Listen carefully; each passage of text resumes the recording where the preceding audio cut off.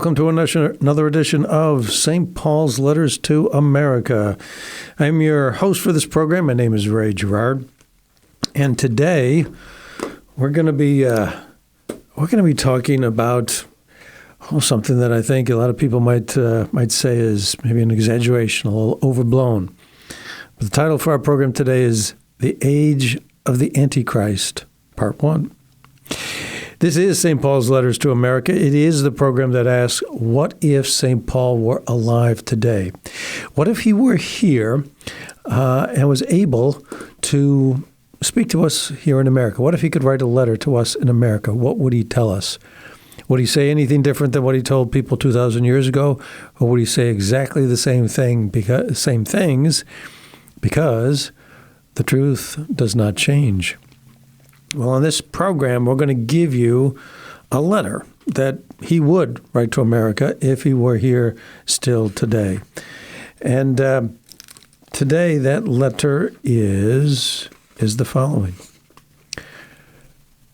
The mystery of lawlessness is already at work, but the one who restrains is to do so only for the present. Let's see. I've got to. The mystery of lawlessness is already at work, but the one who restrains is to do so only for the present, until he is removed from the scene, and then the lawless one will be revealed. The one whose coming springs from the power of Satan in every mighty deed and in signs in wonders that lie. But we ought to give thanks to God, for he's called you through our gospel to possess the glory of our Lord Jesus Christ. Stand firm and hold fast to the traditions that you were taught by a letter of ours. May our Lord Jesus Christ himself and God our Father, who has loved us and given us everlasting encouragement and good hope through his grace, encourage your hearts and strengthen them in every good deed and word. Now, this is taken from a reading that Paul originally wrote to the Thessalonians. It is the same as what he would tell us today. There are things that do not change. There are truths. There's a lot in our society, a lot of people today who think the truth is a floating thing. It's a relative thing. It depends on your point of view. It's a matter of opinion. But on the other hand, is there not a reality? Is there not a world outside of this one that we can't see? Are there not, in fact, truths because of that world we cannot see? Certainly the Greeks thought so. This has been something that man has thought throughout his existence here on this earth. There are truths. St. Paul certainly thought so. And here, in this reading, he's talking about the mystery of lawlessness already being at work. And that, it's an apocalyptic, it's a depressing kind of a reading, because he says, the one who restrains is to do so only for the present, and he will be removed from the scene, and then the lawless one will be revealed. And he talks about that lawless one as a person whose power springs from Satan. And then it's a very, like I said, apocalyptic, depressing kind of a reading, where there will come this end time, will there not, where there will be this one great, significant, historic person who will lead people astray, will try to, contradict everything that Christianity stands for. That kind of a, supreme diabolic being making an appearance here on earth. So are we living with that? Well, we're not going to, make any, dramatic pronouncements or take the stance that that's actually the case. But nevertheless, can we look at trends? What if this Antichrist were actually to appear on the earth? What are the types of things he would promote? Are we seeing any of those same types of things today? And if we are, that ought to scare the heck out of us. But, Paul ends this reading on something very hopeful. Talks about giving thanks to God because of the gospel, because of Jesus Christ. And he says, stand firm and hold fast to the things that you were taught.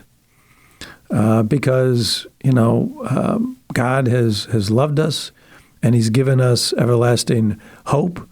So be encouraged in order to do every good deed and word. To do every good deed and word.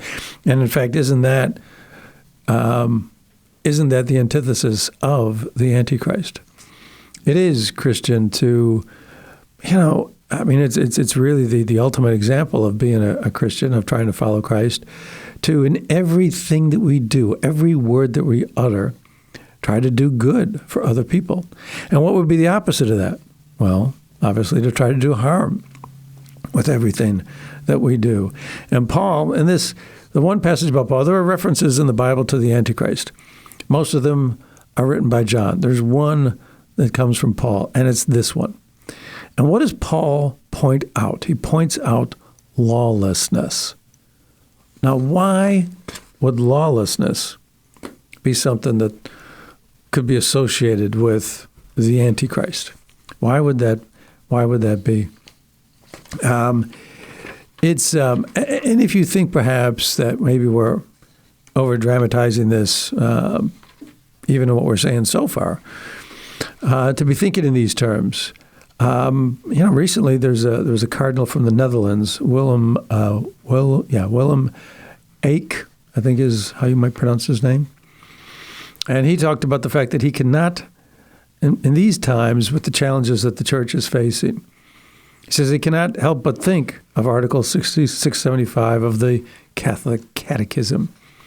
And that one talks about the fact that before Christ's second coming, the church must pass through a final trial. Similarly, Cardinal Gerard Mueller recently wrote about the last trial of the church, and that it is incumbent upon us not to keep silent about the truths of the faith. So there are other people thinking along these lines. And again, it's probably not necessarily associated with any particular person being that singular Antichrist figure, but it's more like, well, what is going on? Is not the church facing trials? Are there not things in our modern society, our modern culture, that we can look to as trends and say, well, gee, wouldn't they be signs of the Antichrist? Wouldn't they be similar to or consistent with what somebody like an Antichrist would promote? If you, in fact, look at the word diabolic, right? If you want to look at the meaning for the word that describes the devil, that word diabolic means to scatter. Now, isn't that interesting? To scatter. Paul talks about lawlessness, and the word diabolic means to scatter. This is part of, it is part of Christian thinking, it's part of Christian beliefs. It is consistent with Christianity to think that, the devil would be the opposite of order. He would be disorder. If you believe in a God who's created everything, you believe in a God who is love itself, then there's order to things. If you believe in a truth, any truth, if you believe in the fact that there is truth, then there is an order to things. And if you, believe that there is no God, for example, then nothing would be ordered. I mean, there's no purpose to life. I mean, what would be the meaning for anybody on this earth? I mean, if we simply live out, 70, 80 years, whatever time we have on this earth, and then we're done, what's the meaning? And if there's no real meaning to a single person, no ultimate meaning, no lasting meaning, no eternal, beyond the time that we die kind of meaning, then what kind of meaning is there for groups of people? If there's no meaning for for one person, how could there be meaning for a group of people? And if there's no meaning for a group of people, then there'd be no meaning for society at large. And if people believe that, then you would have chaos, you would have disorder, and that is the mark of this, of an anti-Christian kind of world, would it not? If you don't have peace. Jesus at the Last Supper said, "Peace I leave with you, my peace I give to you. Not as the world gives, do I give it to you. Do not let your hearts be troubled or afraid." Peace I leave with you. Peace. Peace. In the Catholic Mass, peace is spoken of at the beginning, peace is spoken of at the end, peace is spoken of over and over, during the course of the Mass. Peace is a really important concept. Why? Why is this peace important? It is, in fact, an indication of order. If things are in order, then you can relax. Things are under control. The times that we have, the utmost anxiety and stress is when we think that there are things in our life that are beyond our control, and then we'll strive and claw to try to get that back. We'll worry. We'll stress over the future. People, for example, have to worry about where their next meal is coming from. That's a heck of a worry. But if things are stable, if you're fortunate enough that you have a steady income and you don't have to worry about that next meal, if you have a roof over your head, then in fact you can relax a little bit. There is peace in your life. And of course, that peace is just superficial peace. If you're only worried about material things, there's in some sense, we're always going to be worried about, well, what about, any kind of a life after this? What is there in store for me? I mean, if you are lucky enough so that you know what's in store for you the next day, the next week, the next year, because you got this good, steady income and you got a nice house and all those sorts of things, it still doesn't answer the ultimate question. What about after this? I mean, that only settles, your worldly concerns. All of us have other worldly concerns as well. What is ultimately in store for us? So, how do you get over that? And the answer to both of these, of course, is peace. And when Christ talks about giving people peace, he's obviously trying to, allay all fear. He says, "Do not let your hearts be troubled or afraid." Do not be afraid. And that's do not be afraid. 365 times in the Bible that is mentioned. Do not be afraid. If we're afraid, we will draw farther away from God. If in fact we have if we are at peace, then we can grow closer to God. We've got time to think about God. Our attention is not going to be distracted or turned away, and that's important. That's why it's important to have times of prayer when you quiet yourself down and speak and try to speak to God, try to listen to God. When Christ says, "Peace I leave with you, my peace I give to you," what kind of peace would be Christ's peace when he says, "My peace"? I mean, think about that for a minute. What kind of peace does Christ have? Christ, being God, knows but that he has all power. Knows that he loves everybody. He doesn't have to be afraid of the devil. He doesn't have to be afraid of anything. What kind of a all-pervasive, eternal, unlimited peace would there be in the heart of Christ? We can only imagine. But he says that peace is what he gives us, this deep, tremendous spiritual peace. Not as this world gives. And the fact that it is a spiritual peace, he indicates this, not as this world gives to you, do I give to you.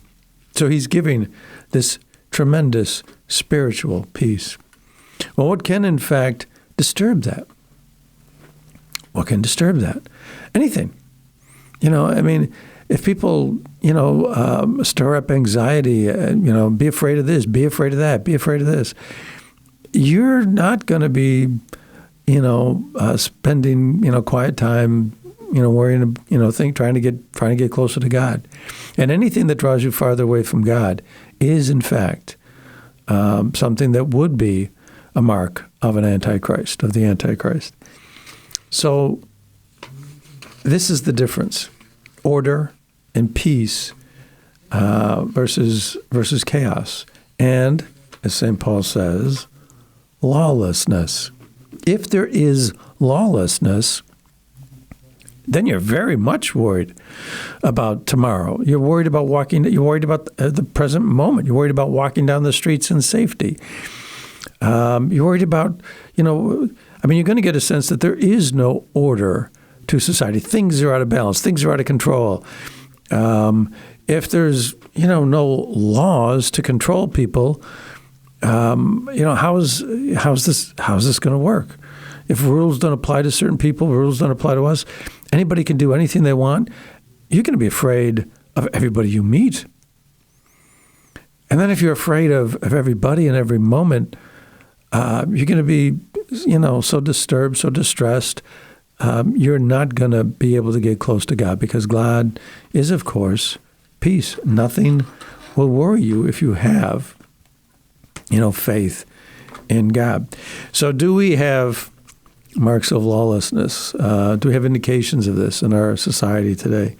In terms of this whole idea of the Antichrist, you can see a variety of different things in our society that kind of do mark this as an age of an Antichrist, or Antichrist trends, Antichrist type ideas. For example, what would you expect in an age of an Antichrist? You would expect an anti-God kind of fever. You would expect, as I'm saying, lack of peace, a lawlessness. You would expect an anti-law kind of attitude. What about freedom? Wouldn't you expect an opposition to freedom, an anti-freedom kind of aspect to things? Freedom, of course, is a gift from God. If humans don't have the freedom to do what they want, to think what they want, to say what they want, to be who they want to be, that too is going to create all kinds of worry. It's going to create turmoil. It's going to create a struggle to be able to do what you want, think what you want, say what you want. We were born free. That is a gift from on high. Anything that takes that away is a gift from someplace else, from something else, not from God. So that would be a mark of an anti-Christian age. I would also say you'd find an anti-people kind of feeling, an anti-people kind of ideas. What do I mean anti-people? Things that break people apart. Anything that disunites us. Anything that breeds disharmony. And of course, again, that goes back to the idea of peace. It's another facet of not having peace. If we are taught to not trust each other, not like each other, if kids are taught not to trust parents, to dislike parents, if basic relationships are broken, this it's an anti-people. It's an anti-people kind of characteristic to society. If that is present, that is also a feature of an Antichrist type time. And then lastly, there would be an anti-hope kind of attitude. We'd be worried. Again, goes back to this whole idea of peace. You'd be worried about things. There'd be no hope for the future. Tomorrow will be bad. There'll be all types of things tomorrow that will not be good.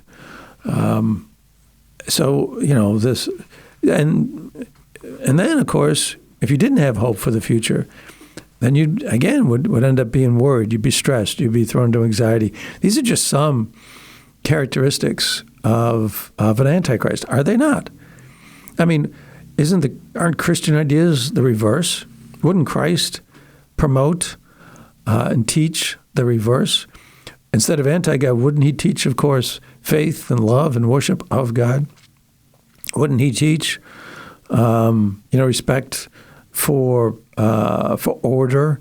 Wouldn't he teach that there is, authority that should be respected? Certainly, that's been a tenet of the Catholic Church all along. All throughout its history, it's taught obedience, even when obedience is painful. And there are writings of St. Paul that speak strongly about that. Because, of course, while you can disagree with laws that are not proper, you can't let it disturb your spiritual balance and your peace. Wouldn't Christ be a proponent of order? What about freedom? Wouldn't Christ be a proponent of freedom? Well, of course he would. Did he ever try to force anybody to do anything?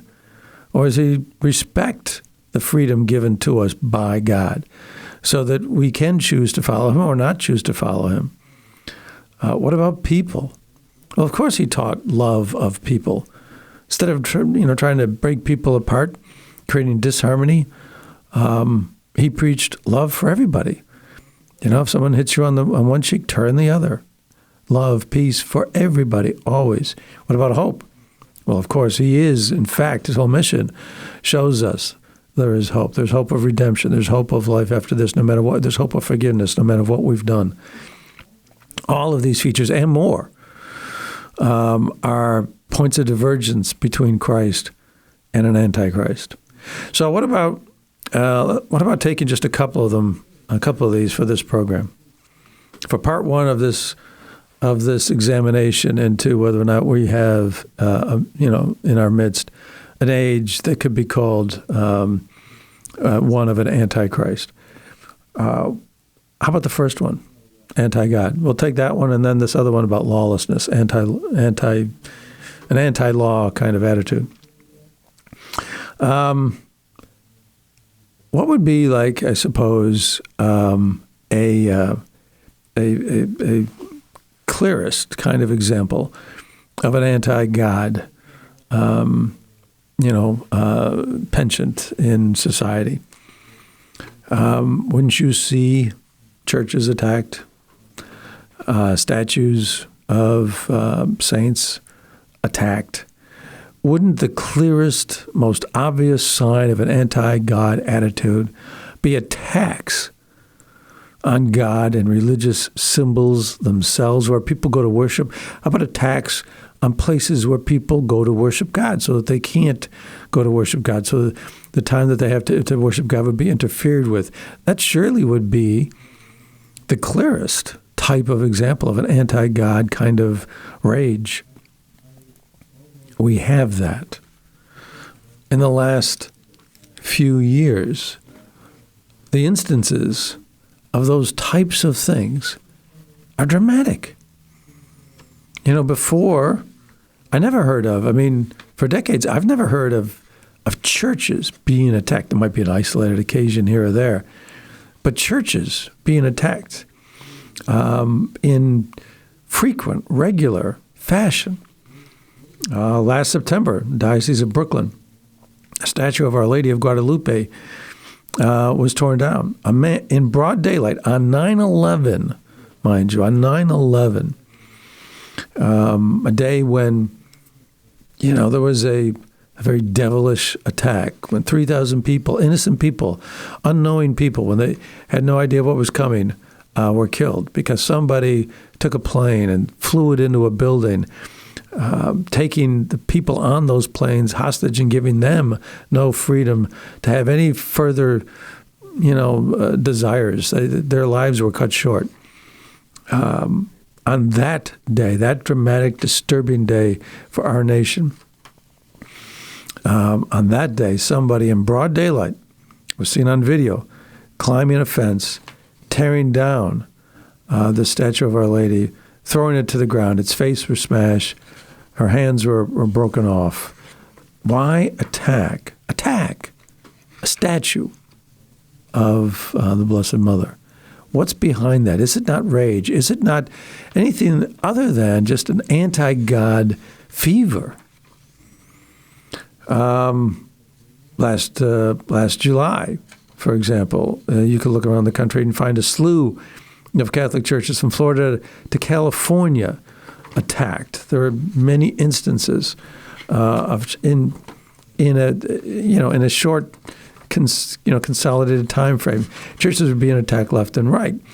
There was a church in Ocala, Florida, called Queen of Peace. A man drove his car into the church and set fire to the church, lighting 2 gallons of gasoline when people were inside trying to worship God. The day before the attack, some men from that very parish had gone to a group of local police officers and given them medals of St. Michael the Archangel for protection against the battle with the devil. And within 24 hours, those same police officers were the ones who were called to that church to arrest this guy who attacked the church. Coincidence? In Boston, Massachusetts, same time frame, statue of Our Lady set on fire. Her face and upper body were burned, set on fire. A statue of Our Lady. Why does that bother somebody? That there's a statue of Our Lady that some people want to worship. And it bothered somebody enough that they had to burn it, get rid of it, disfigure it, discolor it, make it black. Why? What would an Antichrist do? Would not an Antichrist do precisely that? A statue of Our Lady in New York, same period of time. Unidentified person spray painted it. It was outside a Catholic preparatory school and seminary, a little Catholic high school. Unidentified person spray painted statue of Our Lady. Fort Worth, Texas, Protestant church building was vandalized. Mission San Gabriel Archangel, founded in 1771 by by the Franciscan missionary Fray Junipero Serra in California. That church was burned. At the time it was reported on, I wasn't sure why, or if there was arson or not, but there were a lot of instances of arson in France, for example. Church of Saint Sulpice in Paris, where the Da Vinci Code movie was filmed. That church was set on fire. 19th century statue of the Virgin Mary was smashed. St. Nicholas Catholic Church in Huls, if I can pronounce that correctly. At that parish, I believe there were 3 incidents. Yeah, that parish, there were 3 incidents reported in 10 days. This was last summer. This was 2019. Same time frame, St. Elaine Cathedral in Lavar. Statues and crosses were smashed. Notre Dame des Enfants in Nimes, France, was looted. And human excrement was used to draw a cross on the wall. Consecrated hosts were scattered outside the church with rubbish. These are clear, brazen, diabolic, are they not, attacks on churches. Notre Dame Church in Dijon, Eucharistic hosts were stolen and scattered. These are all within the last, 2-3 years. These are just from a couple of news articles that I pulled off. In Alberta, Canada, 10 churches in Alberta vandalized in a single day this year. 10 churches in one Canadian province in one day. There's an activist, his name is Sean King. And during the time of the George Floyd riots and disturbances last summer, he called for all images depicting Jesus as a, quote, white European, close quote, and his mother to be torn down because they are forms of white supremacy. So now, if you want to worship Jesus or pray to a Blessed Mother Mary, the tens of millions, hundreds of millions of Americans still describe themselves as Christian. If you want to worship Christ, you're a racist. At least if Christ is depicted in a statue as a white European. These are forms of white supremacy. These are just, some of these attacks. And interestingly enough, in Canada, this man who had been an advisor and close friend to the Prime Minister of Canada, Justin Trudeau, this man is named Gerald Butts. And on Twitter, he said it, quote, may be understandable, close quote, why people are attacking churches. Another person, Harsha Walia, executive director of the British Columbia Civil Liberties Union,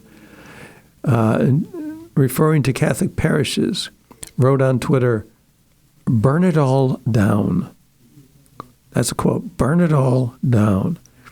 In Canada, another person, a lawyer, Naomi Sayers, said she would help burn down Catholic churches and would help defend anyone caught attempting arson. This man Butts, Gerald Butts, said, he said he was an altar boy in a small Atlantic Canadian parish in the early 1980s. This is a quote. I was an altar boy in a small Atlantic Canadian parish in the early 1980s. I can understand why someone would want to burn down a church, though I do not condone it.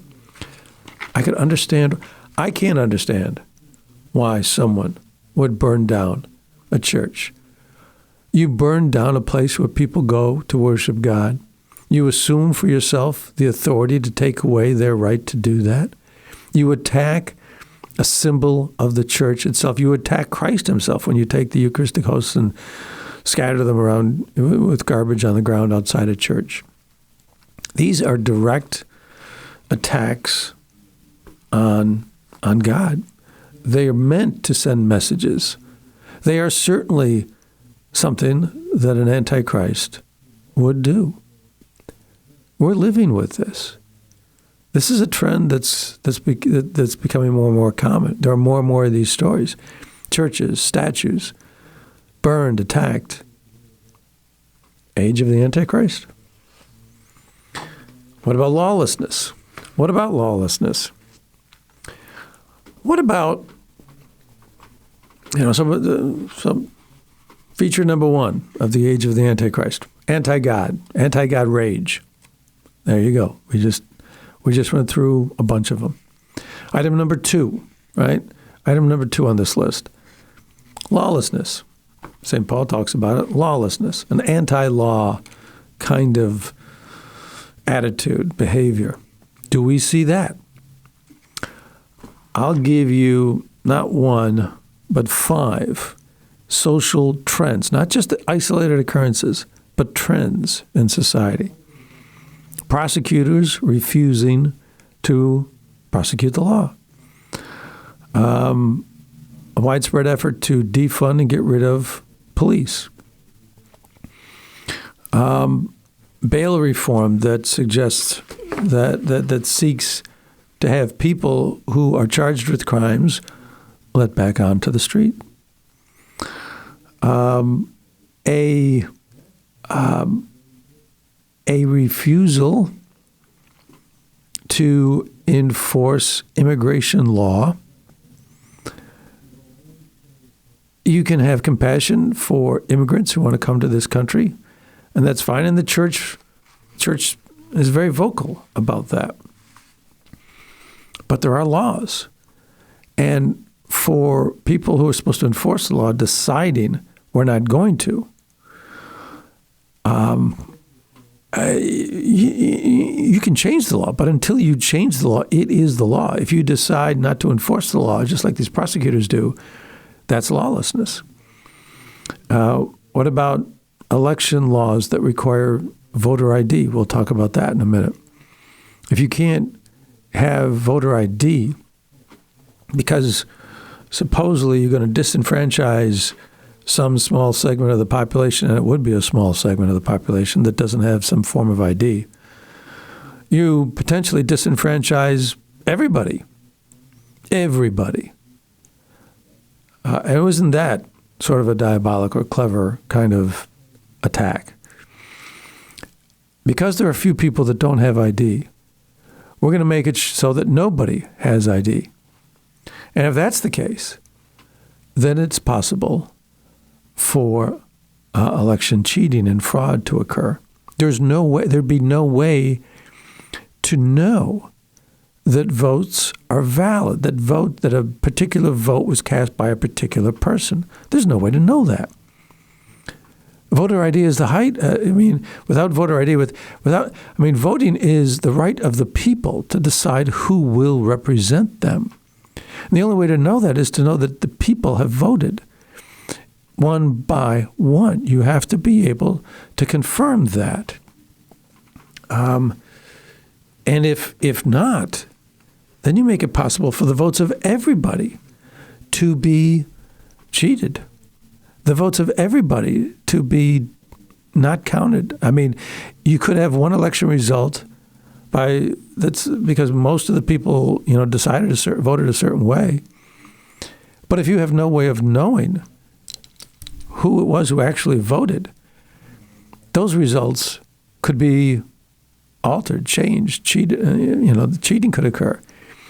And then in that case, the votes of the majority, if not everybody, would be reversed, thwarted, disenfranchised. The majority of the people could be disenfranchised. Their votes could be rejected. How about taking some of these examples? Prosecutors who won't enforce the law. There is a DA in Suffolk County, which is Boston, Suffolk County, Massachusetts. She came up with a list of 15 crimes she will not prosecute. They include trespassing. So somebody comes onto your property. Do they mean you harm? Supposing they came onto your property meaning to do harm, but for some reason, got called off or prevented from doing so. Doesn't matter. They won't be prosecuted. Shoplifting. I think it was was it San Francisco where the DA decided if it's under $950, we're not going to prosecute it. So anything less than $1,000, you can steal 100, 200, 500. There are stores closing their doors because there's so much shoplifting going on, they can't stay in business. Why is that right, that you can take property that belongs to somebody else as long as it doesn't cost more than, $900? Why is that right? And if it's not right, and of course it's not right, then what message does that send to people? That there's no law to prevent this. That doing something wrong is okay. And once that idea is put into people's minds, then they're going to extend it. Well, if that's okay, then this should be okay. Then this should be okay. That should be okay. Everything should be okay.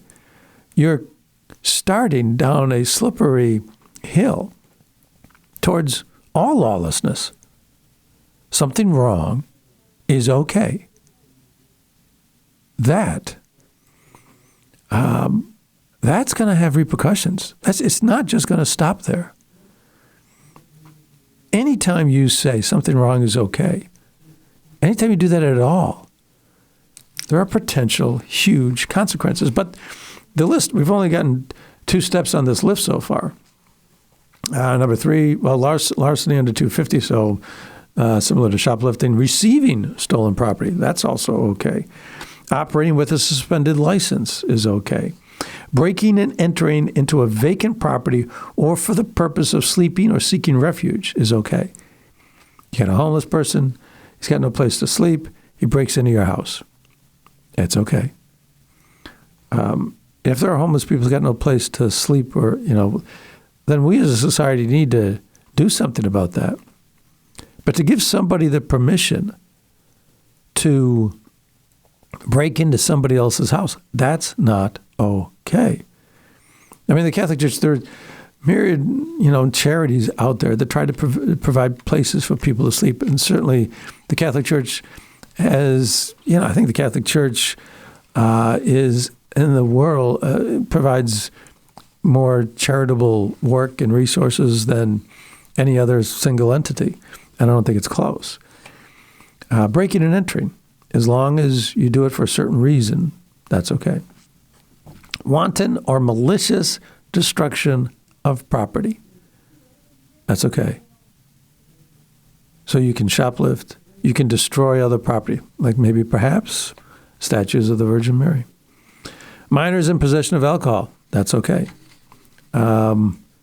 What'll happen to those minors if they're told that's okay? Won't they progress to the next thing? Drug possession, that's okay. Drug possession with intent to distribute and corrupt others, that's okay.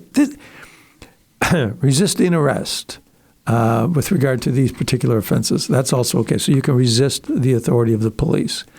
That's okay. How many ways can you put into the minds of people that doing things that are wrong are okay? And what consequences does that have for society? How is anybody safe? In Portland last summer, they had 100 days of public unrest, riots, wanton and malicious destruction of property, which the DA in Boston thinks doesn't need to be prosecuted, and apparently also the DA in Portland. District attorney there declined to file charges against 70% of the people charged with these crimes. Of course, there's numbers of people that weren't charged, but of those that were charged, 70% he refuses to prosecute. Not 10%, not 20, not even 50, but 70. So even if you get arrested, you stand a 3 out of 4 chance of being let go. You can get away with it. You can break the law. It's okay. Yeah, I mean, I could go over the numbers, but what difference, it doesn't matter. And they're not alone. DA in Chicago, similar. DA in L.A. has a whole similar list of people he won't prosecute. Major American cities, we will not prosecute. Now, of course, that's simply somebody refusing to do a job they swore they would do. But that also is okay. What about defunding the police? 20 major American cities have cut back budgets for police. New York, Los Angeles, Chicago, Seattle, Milwaukee, Philadelphia, Baltimore. In Portland, Oregon, they disbanded a gun violence reduction unit. San Francisco, they made a pledge to defund, I think, $120 million over 2 years. Denver and Oakland, they removed police from schools. We had school shootings before, and the country was, was crying, how can this happen? How can we let this happen? We've got to be able to do something. Well, now we're going to take police out of the schools. Seattle council members pledged, originally thought it was a good idea, I don't think they went through with it, to cut the police budget by 50%. In Minneapolis, they reduced the city's police force, slashing, I guess, $8 million from the budget. And they had a state mandate in Minneapolis. State law required that they had to have a minimum of 889 police officers. They fell below that, down to somewhere around 600 or so, 600 and somewhere in the 600s. They were state mandate 889, short more than 200 officers, so something less than 689. Violent crime, the arrests down this year, down 30%. A neighbor called 911. Her car was being stolen. The 911 operator said, "Sorry, we don't have anybody to send."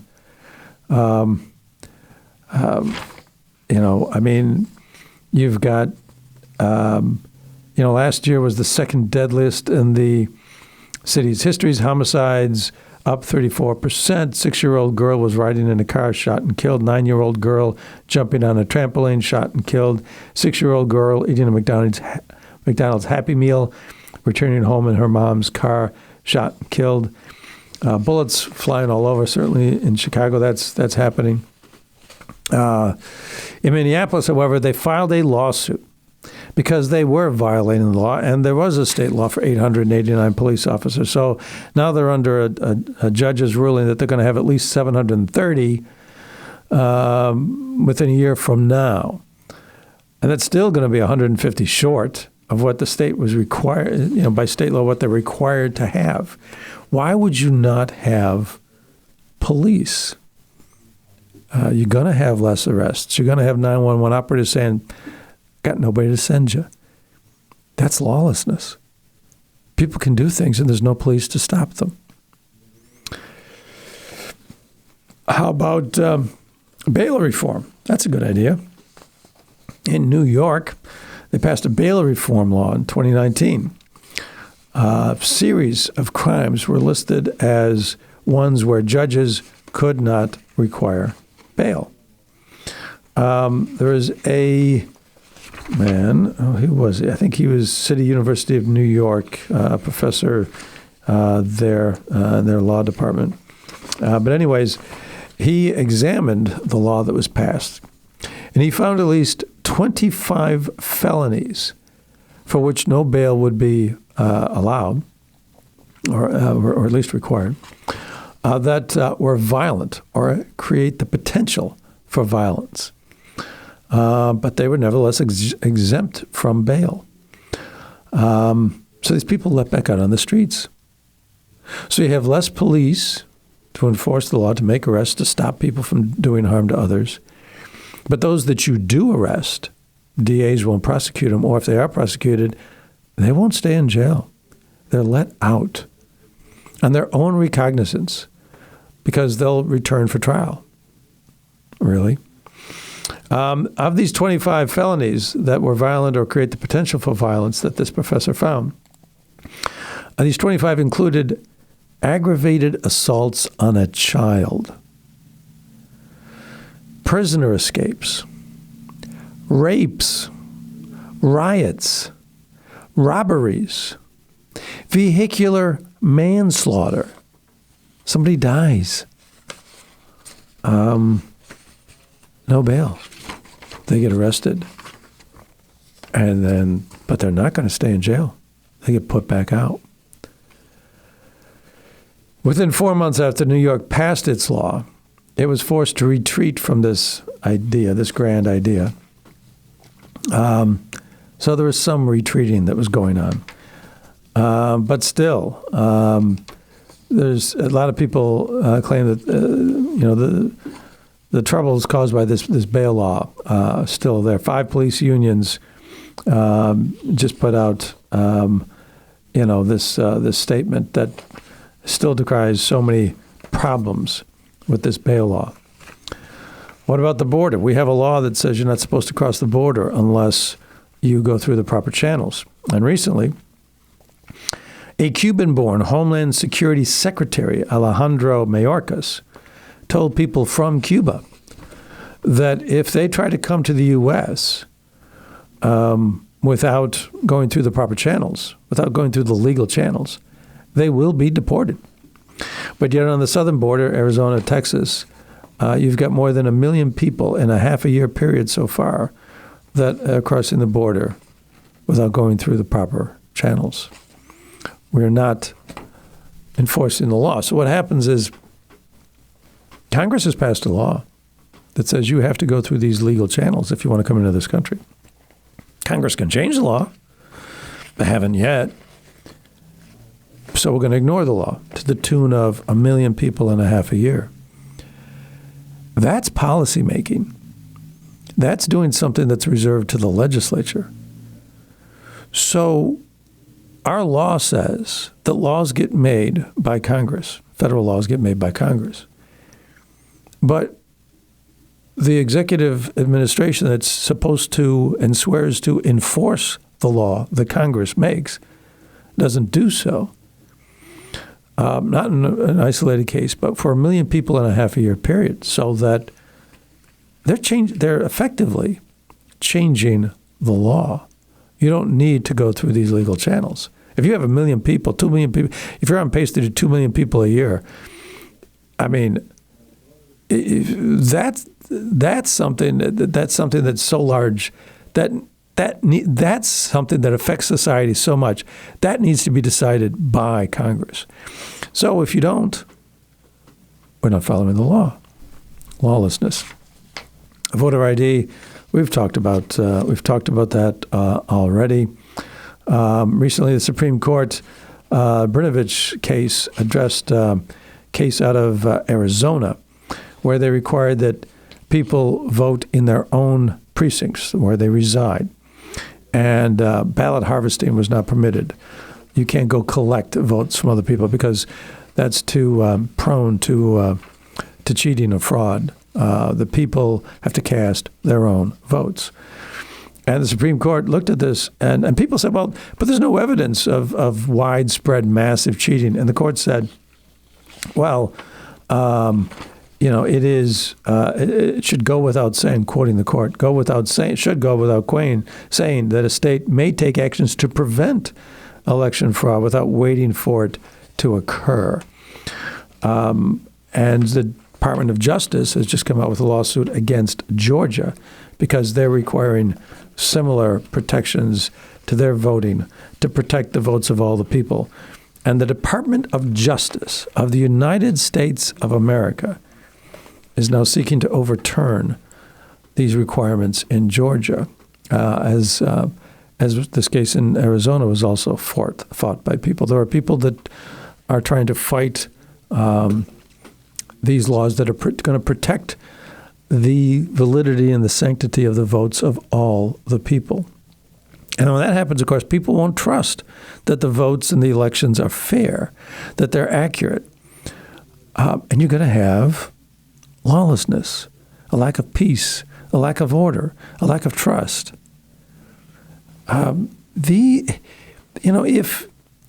there was just isolated occasions of one of these things, but when you have widespread instances across the board in all these different areas, prosecutors, police, governors, mayors, federal executive branch officials showing a disrespect for the law. This is a situation where there is lawlessness. People are being told laws don't matter. There is disorder. There is a lack of peace. That is something that, in fact, would be seen or promoted by an Antichrist.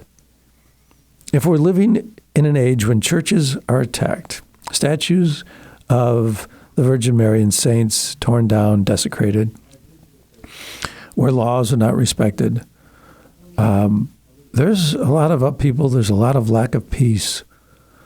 There is cause to be worried, as the cardinals that we referenced earlier worried, that we're living in a time of trial and testing.